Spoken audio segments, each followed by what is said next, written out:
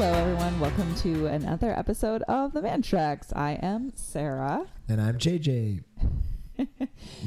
I don't remember. We can't. That's it. That's how we introduce. I don't introduce very well. I'm not a my very good voice opener. is so rough and so JJ's scratchy. a little sick this weekend. Preaching this morning was a little bit rough. Somehow we have this sickness that's been going around our house for the past several weeks, and it's turned into some respiratory stuff. And finally, JJ got it. So what's annoying about it is that I feel totally fine. Like it's just my voice has decided to be. It's actually like. Yeah. Higher. It's like I chain smoke / went through anti-puberty. Well, and it like makes you cough, and I can hear it in your nose. So it's just unfortunate. But yeah, you bear with him this week. His voice sounds a little scratchy. I'm gonna try and talk around my cough drops and drink my tea, and we'll be all right. So, anyways, are you? Oh, and I did want to give a shout out. So there were two friends on Twitter who were commenting on the podcast. Oh, they weren't leaving a review necessarily, but they were saying how nice of a voice you have. Me? Well, us. Oh, okay. But we know they're not talking about me, right? Like, so I thought the next episode I should have a terrible voice and just see how that goes. Yeah. Yeah. It works. It works. Thanks, Deb and David. Their names are both start with a D. That's cool. I think so. Yeah. I'm pretty sure. Well, Debbie is one of them. Sure. They're Twitter handles, right? Okay, sure. And so you don't know if it's the real person. So we apologize because JJ's terrible with names. So, anyways, I am really bad with names. I am ready to approach the news desk. Would you like to go first, or would you like me to? Stop talking? Yes, I am very ready to. But go ahead. You go first. Okay. All right. My first story is quite short and maybe a little bit closer to home. Oh. It says a Michigan woman finds a live frog in her package of spinach. Ew. What? So a Michigan family made a surprising discovery in their sealed package of spinach. A live frog. How is it still living? Mm-hmm. So this woman from Southfield. So maybe Ben shops where they shop. Oh my gosh. We'll have to. Bought a package of organic spinach, like the plastic prepackaged thing of spinach. It's like one of those little box things, And she bought an organic package of spinach from the Meyer store on Telegraph Road in Southfield. That's mind-boggling. Her daughter picked up the package to open it when they got home, and she started screaming and saying, "It's a frog! It's a frog!" And they're shocked to find out that the frog was still alive. Like they were about to prep dinner. Uh-huh. And the woman said she's just relieved the frog was found before the spinach became a meal. Ew. So I have a couple questions. Number one, I think if I'm remembering right, like frogs, they can kind of go into hibernation in the winter months, right? Like they kind of they do. So they could theoretically he could go into hibernation mode or whatever. True, but those packages have air slits. Like all fresh produce has air vents on the sides. And like when you buy it's spinach, so you hope it's relatively fresh. I mean, I just like it. I mean, this is a clip, but there's a picture. Like the frog kind of blends in with the spinach. Ew. But then the other piece is, do you still use the spinach? Would you? If you found a frog in your spinach container, would you still It says the woman returned the package to the store, which issued her a refund. That's valid. And Meyer says, the frog was carefully relocated to a new home outdoors. That's what they want. Somebody threw it outside. I know. Yeah. Somebody just chucked it out the back door. We got a refund. Chuck it. Oh my gosh, a frog in their spin. That's so This came from Earthbound Farms, one of the many farms Meyer partners with across the country to stock the freshest produce delivered to our stores. I mean, very fresh, apparently. It's kind of like an advertisement for, hey, check it out. This has not been in storage for 3 months. Clearly. It's just shocking. But it says that the company that owns Earthbound Farms, who packages the spinach, opened up an investigation to try to figure out what happened. So, yeah, I was just, shocked to hear that there was live frog and it survived transit and packaging and everything. Well, and that's very close to home, right? That's Meyer, which is a Michigan-based store, and then that's Southfield, which we actually have family who live really close to there, and that's crazy. It's just so weird. They didn't eat the frog, but they did find the frog in their spinach. Found a frog in your spinach. What's the weirdest thing you've ever found in your groceries? Have you ever found an animal or anything gross? Just dead bugs or a spider in my, grapes or something. The weirdest thing I've ever found is mold. I don't think I've ever found anything interesting. Thankfully, I'm not sad about that. You hear those stories about people that were eating a package of cheese curls and they found a needle that they swallowed or horrifying chewed up gum that got turned into a cheese curl, and they were like, this isn't food, But I've never had anything like that, thankfully. No. I don't buy, but here's the thing. I don't buy a lot of prepackaged processed food, so that's probably a good thing. But I definitely haven't found any live critters in my produce, so. Oh my gosh, that's amazing. That's shocking. Just crazy. All right, mine is much less local. Dead humpback whale found in the Amazon rainforest. What? Leaves experts baffled. Wait, what? So this is kind of an older story. It was written during February. There was an 11-meter humpback whale dead in the Amazon jungle. It's like in amongst the trees. The pictures are crazy. It's like this big dead whale in the trees. So a flock of vultures was spotted flying over the decomposing mammal on Friday. A group of biologists raced, like I said, this is a while ago. In February, yeah. To the scene at the island of Marajo in Brazil's north, where the rainforest meets the ocean. So it's a 12-month-old calf. So it's a year-old baby, but still humpback whale. So it's huge. It's way bigger than a person. So they took pictures of it. It's in the middle of a swampy mangrove. And they're like, how on earth did it even get here? Their best guess is that it may have been floating close to the shore, which is weird because it's not supposed to be there this time of year, or back in February. But they had abnormally high tides. I was going to say, was it so it may have been in the wrong spot plus high tides, and that's how it got the humpback whale. Whoa. Given that humpback whales don't usually travel north, it's likely it became separated from its pod as a baby, didn't know where to go or how to do stuff during the migratory cycle. So wow, that's it ends up crazy. in the Amazon rainforest. That would be shocking to find. It feels like something. Do you remember that TV show Lost? Yeah, right? Where it they does find sound like there's a polar bear on this island or whatever. That's a whole. That's what it feels like. That's so weird. Just baffling. There's not much else to the story. It's just, hey, look at that's crazy. They took a bunch of samples to try to. Have there been any amendments to the story or anything new? Any new information or any new details? Just hey, we found a dead whale. That's so crazy. Well, and apparently because of where it's located in the tropics, it's decomposing very, very quickly. So they're trying to if there's any samples to be gathered or whatever, get it quick because it's not going to last. It won't last. Yeah, that makes absolute. Yeah. That is is just crazy. Fascinating. Brazil. Yeah. And the pictures are nuts. There's just a bunch of people around a dead whale, but it's in the forest. There's trees everywhere. And it's like, what is happening? This is like Sharknado, but weird. Blew a whale right into our trees. That's so weird. It's like Free Willy and Sharknado. Oh, boy. Anyways, my story. All right, what else you got? My next story is... Wow. Okay. So a Pennsylvania driver is hospitalized after bizarrely crashing into the second floor of a home. Pennsylvania driver bizarrely crashed.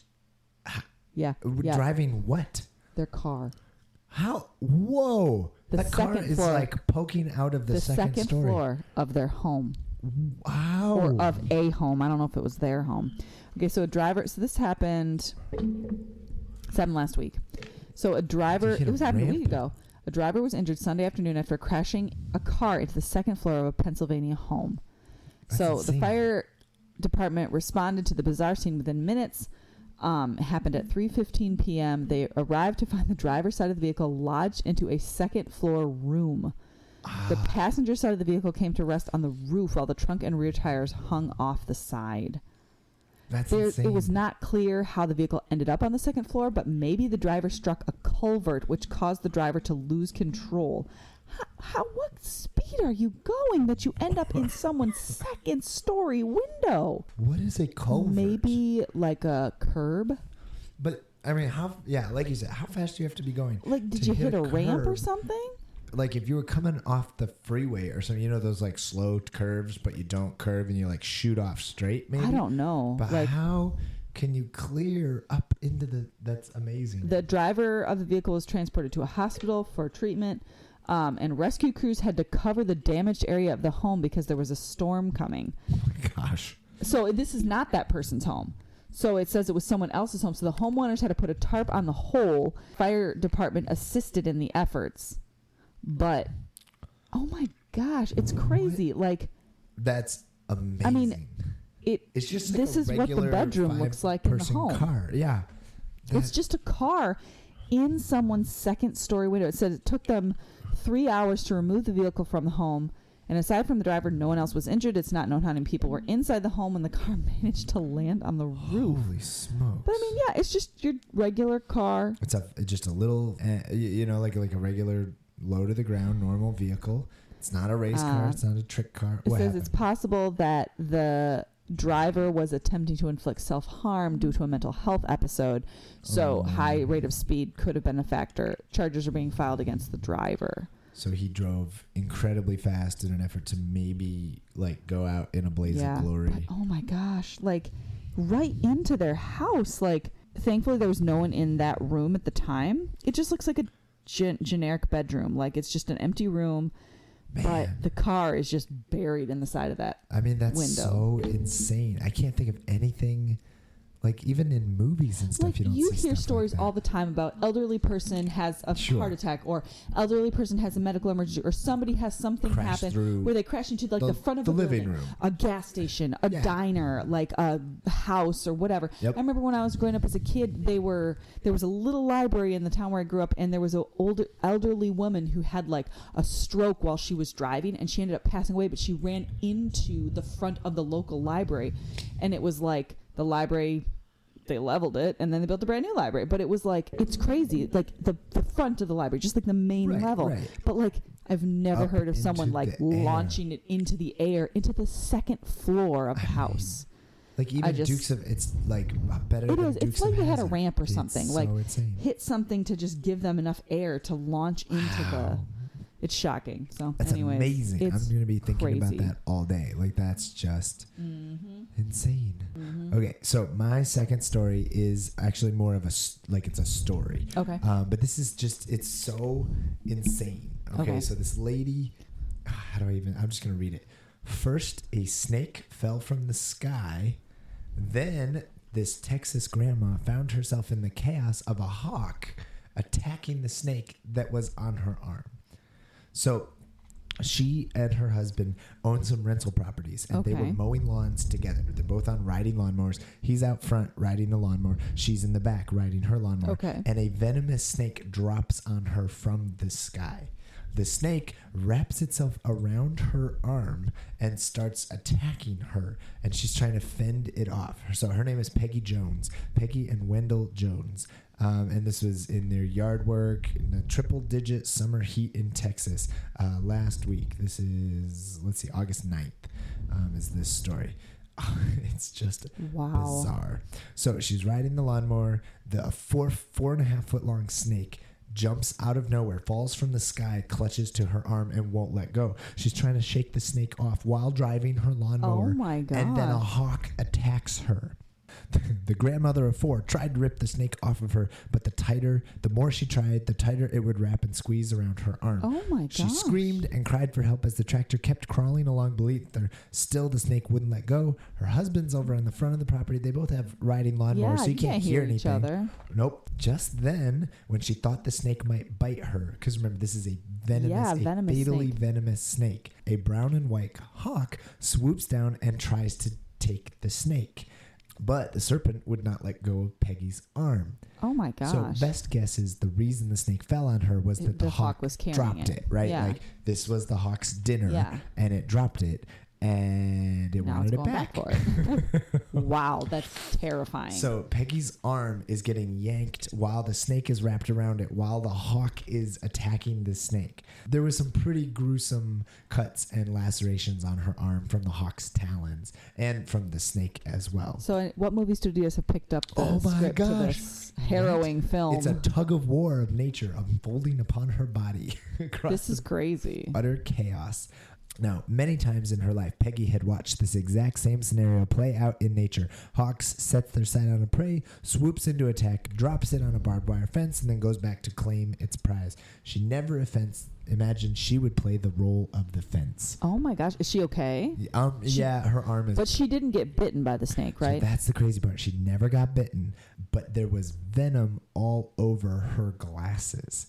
It was spitting venom at her. So she's covered in it, but it didn't get underneath her skin. Oh my gosh. gosh, that's crazy. It's shocking. Like, she was in a lot of pain from her arm. Yeah. Bruises had already formed. The turn break from the snake's squeeze and from the hawk. So it's like bruises from the snake, cuts from the talons of the hawk. But that is way better than getting bitten by the venomous snake.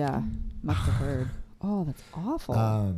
Then while the snake was, or while the hawk was attacking the snake, she kept screaming and yelling. Eventually her husband did hear her. He ran over. She was in hysterics. She was in shock. I rushed her to the truck, headed to the ER. It was probably 3 minutes before I actually understood what had happened to her. Oh my gosh, yeah. How could you get that story out of someone? I'd be like totally paralyzed. On the lens of her chipped glasses, they found snake venom, although it was never tested to confirm. But they're like, they gave her the antibiotics, instructions to continue them, and she ends her post. She posted a post about this all, a rundown of everything his wife had endured that day. They posted it and said, "Thank you all for your prayers." Wow. And I think my life's crazy. But I'm just trying to deal with kids. I'm not having snakes and hawks attack me. Oh, that's crazy. I just like, a snake falling out of the sky. That's insane. That's crazy enough, right? Yeah. But the fact that a hawk came to get its dinner back, and I wasn't done with that yet. Well, and the fact that you walk away from it, not without a scratch. I almost said without a scratch, but without being bitten and fatally wounded. Yeah. I just thought that was insane. I was like, this is the craziest story I've ever heard. That's Peggy Jones, hawk and snake battler extraordinaire. Wow. Go grandma. Right? Go grandma. She's out there mowing a lawn and bam. Just minding her own business. Oh my gosh. Nature attacks. So she's like, they're still keeping an eye. They had to stay up the whole night, the first night, to double check for swelling if there was a snake bite that they didn't see because of all the cuts. Yeah. Maybe there was a snake bite. So they were looking for any kind of swelling all night because she has been bitten by venomous snakes in the past. Oh. So she knows how serious that can be. Obviously survived that. And then there was no snake bites. Okay. Boy, that's crazy. Isn't it though? It's a story for the grandkids. Grandma, tell us the time when you were mowing that lawn and you got attacked by that snake and then that hawk. If you're not going to make a movie out of it, I at least want like a full, like wall-sized epic depiction of the battle. Just commission someone to do a painting of it. Maybe like ChatGPT or AI can spit us out a poster. There you go. Grandma versus hawk. Take the Peggy I Jones really think story. that should be a movie title, Grandma versus Snake. Grandma versus Snake, starring Samuel L. Jackson. Snakes on a grandma. No, that sounds weird. Hawk and snake. Oh my gosh. Yep. Hawk versus snake versus grandma. Only one can win. There can only be one. There can only be one champion. And it's grandma. Oh my gosh. It's amazing. I saw that story and I was like, this is the best story I've ever heard. Like, it's just amazing. Wow. Yep. That was entertaining. It's what we do around here, right? Very entertaining. All right. Yes. You ready? Are you ready for Sponsor Your Life? Yes, I am.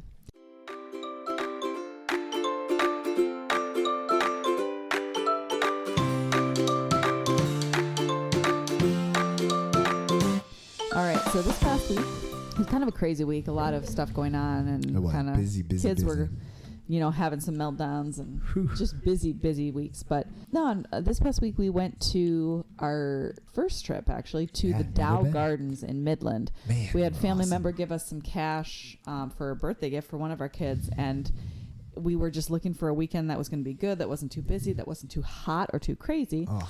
And we were like, it's been a crazy week. Let's go on Friday. And so we went to the Dow Gardens on Friday, and it was perfect. It was so much fun. We got there kind of when it opened, and we were like one of like we three people first people there. in the door. It was crazy. And it was perfect. And then we spent awesome. like 4.5 hours there. We walked around. We went to the canopy walk up in the trees. We went to the playground. It was so much fun. The kids had a great time, and they were all very eager to stay. They were like, we don't want to go home. Oh my gosh, yeah. I thought they'd be melting down because they were tired. Like, we had walked a lot. Mm-hmm. We wore great walking 54 shoes, but acres of gardens. It was a stuff. lot, and we barely scratched the surface of all those trails. Like, we stayed mostly on like the main thoroughfares and stuff, but It was so fun. I mean, they played at the playground for an hour alone. Yeah. You know? So. Well, and it like, we didn't know what to expect. So we were like planning for the morning. We brought a picnic, but we're like, maybe we'll eat lunch and come home. Yeah. But it was like, let's eat lunch and stay the rest of the day. Yeah. I mean, holy The smokes. only thing that brought us home was we knew it was supposed to rain later in the afternoon. We started packing up when it was getting close left to that time. And it was, we got home and about an hour later it started raining. So it was good timing, but it was such a good use of the morning. Like, it was so good. And easily we could have spent more time there, and we'll probably go back again. Like, the kids just... Our kids love walking around nature. Like, we used to go to this arboretum all the time. We used to go to this nature preserve all the time. Like, they love hiking around outside, looking for stuff, trying to find bugs and looking at plants and everything. So this was right up their alley. It was a very, it was a very popular spot for young families. There were tons of kids. There were a lot was of like a young little families. splash pad on the playground and stuff. And there were like loads of like kids and like parents, some couples. Sometimes it was just like a mom with a bunch of kids by herself or whatever, but like they had a cute coffee shop nearby. Yeah, it was very nice. I mean, it was awesome. And I really liked the canopy, because the canopy is like, what was that, like 30, 45 feet up? Yeah. They had pathways. Yeah. And then they also had like rope nets that you could climb around on. Yeah. And it was like, you're way up in the air and it's a little scary, but that was so fun. It was really fun. So I highly recommend that. That was a great sponsor in my life this past week. It was awesome. How about you? For me, I got to give a shout out to the reason we were so tired, the Bayshore Day Camp. So we did this thing. Bayshore is a camp that's up in the Thumb. They do a ton of camps like throughout the week. You go and you spend a week there, like choir camp or sports camp or whatever, family camp. They also have a program called Bayshore on the Road. And the idea is they hire a bunch of staffers to put on the production of Bayshore Camp, but at your local church, kind of like a VBS day camp thing. So the kids come at 8:30 in the morning. They leave at 4:30. We give them lunch. We give them snacks. The church is responsible for providing the snacks, like the food. We cook the food. We have the volunteers for that. But they do everything else. And they had a rock wall. They had a water day. They had like giant inflatable obstacle courses and all that. They had archery. It was awesome. Only our oldest was old enough to go, so he and I both went every day. And it was so much fun, and it was exhausting, but it was totally worth it. And we had a great experience with Bayshore. I think like as a church, we're totally going to do it again. That was just so good. Kids had a blast. Parents had a blast. Like everybody was very, very positive. And we didn't even hit capacity. Like it was our first time doing it. We don't have that many kids in our location campus. So like all these kids were like community connections. Like we weren't populating the camp with our own kids. Right. Besides my kid, and there were a few other from our church, but most of the kids were strangers, which was great. That's awesome. We got to know a ton of kids, and it really was super fun. So that's awesome. Yeah. So Bayshore Day Camp on the Road. Is that what they call it? Yeah, Day Camp on the Road Day Camp. I don't remember. Bayshore on the Road Day Camp. Something like that. Yeah. Definitely sponsored my life today. And this past week. And this whole past week. I am glad it's done, though. Like, that was kind of our last big summer thing before we get geared up for fall. And school is starting like way sooner than I'm even ready for. Like we were just talking about that before we pushed record. Like if we're going to do like a blessing of the backpacks or something at church, we got to do that like next Sunday. It's coming right up. So I thought it would be fun to do another round of Clever or Cringe. Okay. And what this is it is back to school outreach opportunities for churches. Okay. So I have 10 ideas for outreach ideas for your church to use in the fall. Okay. So this is written as if it was May, right? So it's August, but this is articles from 2 months ago. So okay. Because I don't like this first one. So the first one is start a sports league. At this point in the year, a lot of kids may not have anything to do after school. Many of them are new to their schools too and don't have any friends. So whether you have your own field or court or you can use one that's available to the public, start a sports league as a way for your church to build relationships with others in the community. Our kids are already busy enough with tons of sports-related stuff. There's never a need for more sports activities. Like, no offense, but like the church league is going to be low priority compared to all the people who are like super crazy about travel soccer Yeah. and their local baseball, and like, no way. Sorry. Like, I know that there are still some churches that have sports leagues Yeah. and stuff. And they did when I was in high school, and that was kind of Yeah, I fun. We mean, did like ours did softball, too, yeah. but I just don't see it as a major thing. Certainly not back to school. This is supposed to be back to school outreach. It has, it's not the right vibe. All right. Then number 2, set up a backpack drive. Backpack drives are the go-to plan for most churches when it comes to supporting families during the back-to-school season, and for good reason. School supplies costs add up fast. They do. The burdens on families seems to only increase every year. Mm-hmm. It's a great way to connect with needy families and schools in your community. Consider coordinating with local schools to create a list of supplies, then ask your congregation to either purchase supplies or donate to a backpack drive fund, which you could easily set up. Yeah. There's the Catholic church in town is doing that. Really? Yeah. They have a that's sign awesome. up for it at the Methodist church. Oh, perfect. Yeah. So they like collect backpacks? Yeah, or it just says St. notebooks Agnes or- is doing a backpack drive, like for all the Nice. kids. If you go to local schools, you can get a backpack with stuff. When we used to go to the Genesee County Fair, Yes, the they first always gave away 200 kids that entered the gate got a certificate for Yep. a free backpack, and we'd go, and it's great for us because our kids, like, we do use it for school related stuff, but like, they each got a backpack, and it had markers and pens and glue and a pencil case and notebooks and crayons and all sorts of stuff that littler kids could need, or older kids even. So I just think it's such a simple awesome. way to Yep. Very basic. Yeah, I like it. That's All right, cool. number 3. This is like a title out of the 90s. Prepare a back to school bash. Oh, the word bash. The That's word bash. classic. Whew. I'm cringing. You're cringing so much you're coughing. Clever or cough. Boy, that's special. I'm so sorry. I can't not. A back to school bash can include a backpack drive, but it goes well beyond that. This is essentially a community party. I didn't know what a bash was. That's a helpful definition.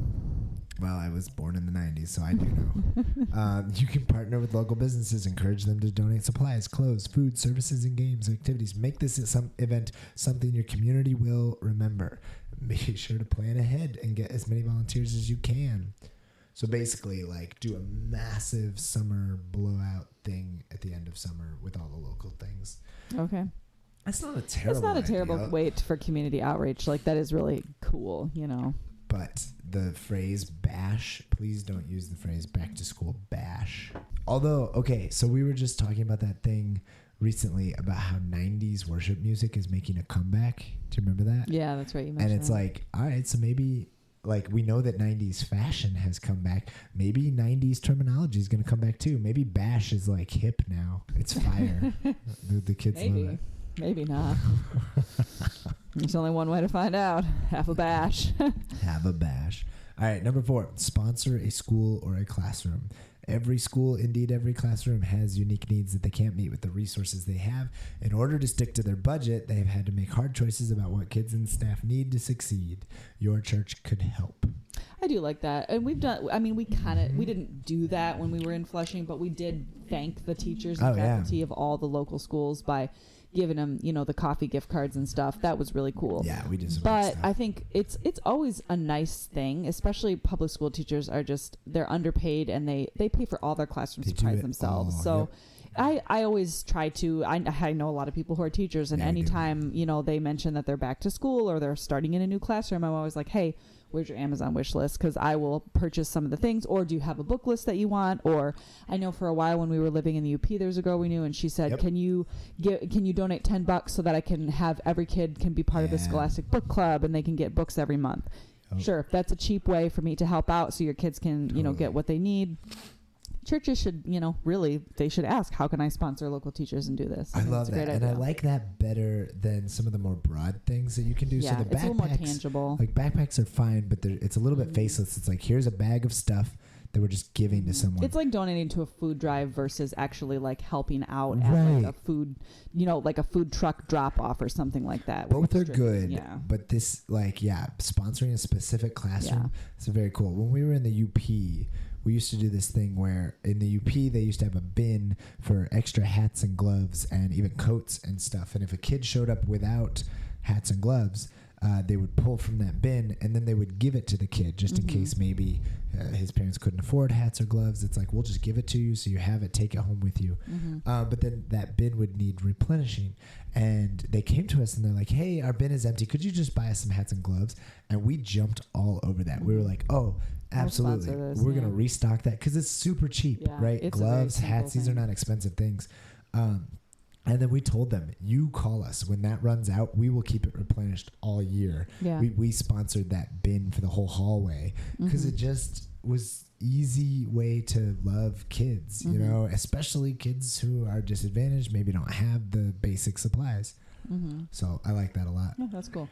All right. Number 5, encourage church members to volunteer at schools. Schools can always use volunteers, whether they need help supervising at recess, detention, coaching on school teams, or supporting group activities. There's always somewhere the schools can use an extra set of hands. Actually, our church currently does that. Yeah, that's cool. We partner with the Zilwaukee schools, and there's 3 or 4 ladies who go during the school year, like at least once a week, and they read in the library to kids. Yeah, you could do that. I remember hearing about that connection in even the Flushing schools when we were going. There were people who were like, yeah, you can partner with, you know, kids and be a read aloud partner. Yeah. So. You know what I like about this list a lot so far? This has been more clever than cringe. It has. Me. Yeah. It's actually, there's merit to it. Well, and it's because it's not centered on promoting the church. It's about people taking care of their community. And I love that. Like, you know what's not on this list? Photo booth. That's helpful. All right. Number 6, plan a teacher appreciation day. Okay. I mean, yeah. That does feel a little gimmicky, but I'm not saying we shouldn't appreciate our teachers, but like, why is the church? Yeah. Why is the church doing that? Every year, National Teacher Appreciation Day is on Tuesday, the first full week of May. But it doesn't mean you can't celebrate them on other days. Your church could plan a separate special day for teachers and honor them. I kind of like this. You could write notes and thank yous from parents, community members, or perhaps the kids in your children's ministry with baked goods, gift cards, special highly coveted school supplies. I like the idea of sending notes. That is nice. That's very encouraging. Yeah, that's a fun thing. Yeah. All right, cool. Number 7, tutor homeschool kids. Homeschool kids could tutor other people. That's kind of, Are they like suggesting that you volunteer at a homeschool co-op? Here, let's see. Homeschool kids go back to school in the fall too. Many homeschool kids have incredible support at home from their parents, but not all do. If there are homeschool families at your church, they may know other homeschoolers outside your church who could use some extra help. This could be a good way for youth leaders, college students, or even homeschool parents to develop relationships with unchurched kids. Maybe they mean like 2020 homeschooling kids who are doing school at home. Yeah. I'm not understanding what model of homeschooling they're thinking of. So a little bit, there's an assumption. It seems like there's an assumption. I think that the person who wrote this article doesn't know what homeschooling is. I think the idea is that there are homeschool kids in churches who have very supportive families and are doing this for supportive reasons. And then there's other parents who pull their kids out who are non-Christian and they homeschool their kids and they must not be doing a good job. And I'm not sure I'm on board with that premise. I think that I'm just confused. People may not understand what homeschooling is. We'll just scratch that one out with and add like start a homeschool co-op or like host one in your church. Or look up your local homeschool co-op and see if there's any volunteering opportunities. Yeah, I like that much better. Like maybe you have some sort of skills and computers and you can share that with kids at the co-op. Yep. You know. All right, number 8, host a family movie night. If your church has a projector and a screen, which we all do, you're capable of facilitating an entertainment experience that most people can't get at home. Here's the problem, though. Most PTOs and PTAs of schools, I know because many of the people that I used to be acquainted with in Flushing were moms who were in charge of the PTO or whatever. Yep. They often have things like that already at the school for the kids. Like I love it for a church to open their doors to do that. One offering. But they already do that. They already do these kind of things. That's tough. Yeah. Oh, just be mindful of the fact that showing a movie at a church constitutes a public performance and might require a license. Yeah, well, which is found that 100% out sometimes. True. Yes, we knew that. All right, number 9, give parents a night off. I love the heart behind this idea, but I just don't think it works. We're not free childcare. It says, many parents rarely, if ever, get a night to themselves. It can be a hard ask to ask friends and family to babysit. No. You know, like I get it. You know, parents are overwhelmed. You want to provide free childcare for parents so they can have a night to themselves. But here's the thing. Most parents are not comfortable leaving their kids with strangers. Yeah. You know, like. And most kids are not even, a lot of kids aren't always comfortable even staying there. Yeah. So the idea of like, I don't know, if you organized a babysitting but like most of the time it's like, come to my house and watch my kids. Yeah. I'm not going to drop my kids off at a church. At a church, yeah. It just doesn't work. I don't know. Like have like a family night or something, and like, yeah, that's kind of weird. Like I said, I love the idea. I love the heart. It's like, yeah, let's help parents give them a night off. But like, we wouldn't do it. You know? Oh, like, I wouldn't do it if at all. If a church was offering, hey, free babysitting, it's like, yeah, I'll drive over to that church to drop my kids off. Like, nope, nah, sorry. not gonna do it. I don't know these people. Even if it's a church, like. Well, and you'd like to assume the best, but like if this is but also, I know my kids aren't gonna just go. Like my kids wouldn't even go to our own VBS by themselves. Like, yeah, they want us. They just wanted to be with us. So maybe if it is your church and you know everybody and you've been going for a long time. Yeah. But even that, it's like, yeah. All right, number 10. Invite teachers to church for a special service. Oh no, there's the cheesy one. Yep. To kick off the school year, consider preparing a special service to honor and lift up teachers in your community. No, that's not what church is for. No offense. You're not there to honor and lift up teachers. You're there to worship God. I get on this high horse every time we do. No, I get it. We did the same thing with Mother's Day. We did the same thing with Father's Day. It's not, not that we shouldn't appreciate our teachers and recognize them. It's totally fine. But that's not going to be the theme of the service. No, I did like as a prayer request, maybe, you know, like, yay, thank you for teachers. Yeah. Done. You know, like I'm not okay with like substituting. Anything that's like today I don't even like graduation Sunday. You know, like they bring up the high schoolers and are like, let's make this worship service about you. And I'm like, no, I don't think the kids like it. They don't want to be up there. It's awkward. You know, everybody's looking at them. I don't know. Yeah. I just, the more I think about it, the more I've been a pastor for years and years. It's like, I just don't like it. I just want worship to be about God and not about humans. I love the idea of celebrating teachers, right? And doing whatever we can to support them. I'm all on board for that. But yeah, no, not at a service. That's a crazy one. Maybe like a teacher brunch before you service. You suggested the same thing with Mother's Day. Yeah, you were like, maybe a Mother's Day brunch before service or midweek. So, yeah, something that's not in like service. Like a special brunch for the teachers. Excuse me. Like, it's you know, I know it really is.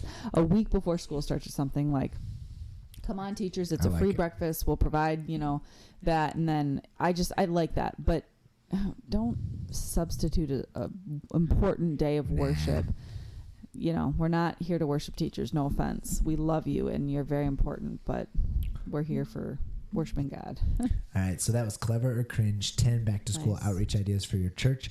I kind of liked it. Yeah. A lot of them had a lot of merit. I think that's good involvement in the community. Ryan Nelson wrote this article. Well done, Go Ryan. Pretty good. That was more clever than it was cringe. Nice. Let me just cough one more time. Thanks so much to Music Town for the use of our theme song. Thanks everybody for listening. We love making this podcast. We hope you enjoy listening. If you appreciate this podcast, check us out on Apple. Leave us a review on Spotify. Hit that 5 stars. That helps more people find this fun, goofy content and all the things we do. Yeah. All right. Oh, yeah. Sorry. Are you ready for the mom joke of the week? I guess the question is, are you ready? Oh my gosh, I can't talk. All right. So here goes.